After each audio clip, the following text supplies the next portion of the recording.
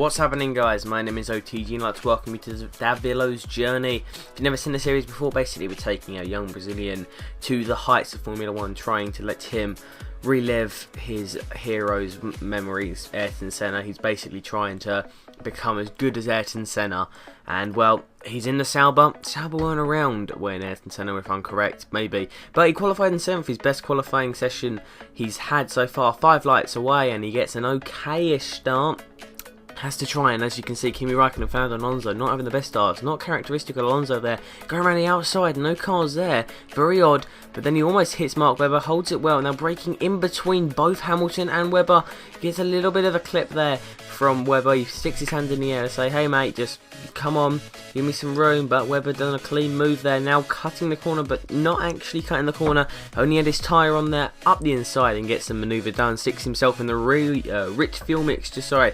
Now going to try and gain on Sebastian Vettel and Nico Rosberg. Rosberg and Vettel are the two main cars battling for the championship, so this is crucial. Almost loses the rear end into a wall there, but holds it well as he looks to try and keep a podium position in 3rd on the cards now.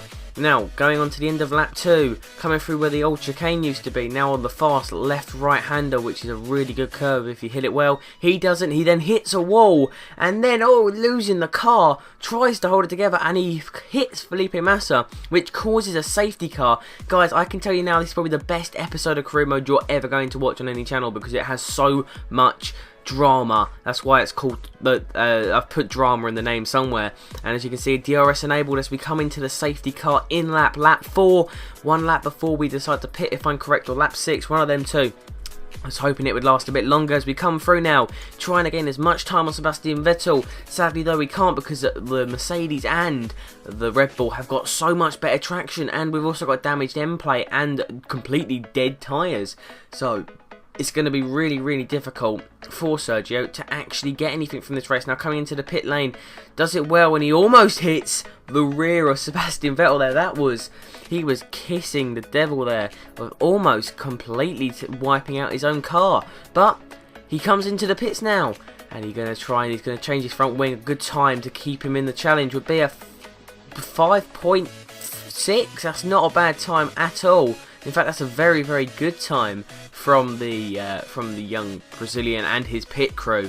So that was really good. Going into the standard mixture, not lost much time to Sebastian Vettel. The only real threat now is going to be coming from behind where he pitted. So that'll be interesting to see what happens there.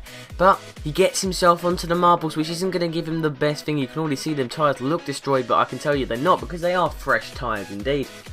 He now goes, and he's now got to challenge with the rest of the pack to keep himself on lap 13, 3rd position. And who's that in 2nd? It's Jean-Eric Vergne, but he needs to focus about Fernando Alonso, who's gone up his inside now, battling side by side. He outbrakes himself a little bit, forcing Alonso wide, but there is Romain Grosjean, the man who replaced him. He now goes up the inside, squeezes Romain Grosjean into the wall, and Grosjean, that is a Schumacher Barrichello moment there. Lap 15 comes across the line, Sebastian Vettel wins, followed by Jean-Eric Vergne, and then the Sauber of Sergio Davilo gets his first podium. But what just happened? Jean-Eric Vergne comes 2nd. He done this weird strategy where he went out for ages on a set of primes. The safety car helped him, and he jumped the pack, pulled a rest to finish 5th. Maldonado in 7th, which was really weird, and a 10-second time penalty for Fernando Alonso. So wow, what an interesting and very crazy race there.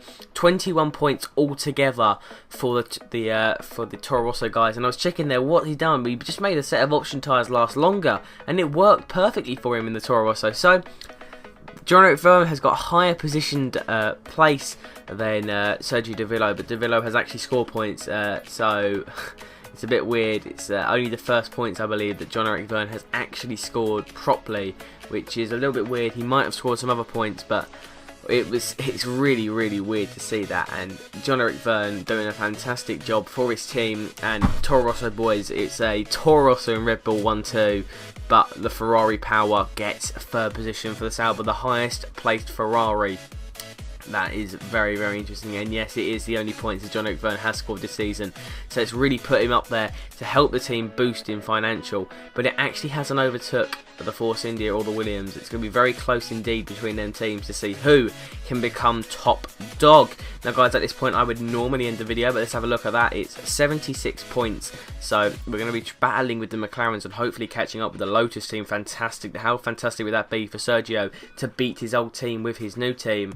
And guys, the main reason that I am not ending the episode here is because we have a nice little news bulletin at the end of the episode as he comes out the cars celebrating and cheering the fans. Fantastic work from his teammates. The team are there, and well, what's this? It says here, Davilo versus Massa. It's been reported that Felipe Massa's position at Ferrari F1's number 2 is in jeopardy. The man who looks likely to challenge him is Sergio Davilo, who is currently in the Sauber after joining the team in Belgium from Williams. Davilo impressed the team principal Stefano Dominicani after a stunning drive in Singapore. God, I'm stupid. But Jean-Eric Verne came first. Well, the Frenchman's first. That was the Frenchman's first points of the season. I'm doing terrible at this. Compared to Davilo, who is constantly scoring points in a below average car. What lies next in round 14 in Korea? Oh, for God's sake, in Korea. Who will impress the Ferrari principal? Oh God, I just tried to do drama there and that is completely covered, hit me in the face. Oh my God, that was so bad. That was cringe-worthy how bad that was. I mean, I might actually run through it again. So, it's been reported that Felipe Massa's position at Ferrari F1's number 2 is in jeopardy. The man who looks likely to challenge him is Sergio Davilo, who is currently at Sauber after joining the team in Belgium from Williams. Davilo impressed the team principal Stefano Dominicani after a stunning drive in Singapore.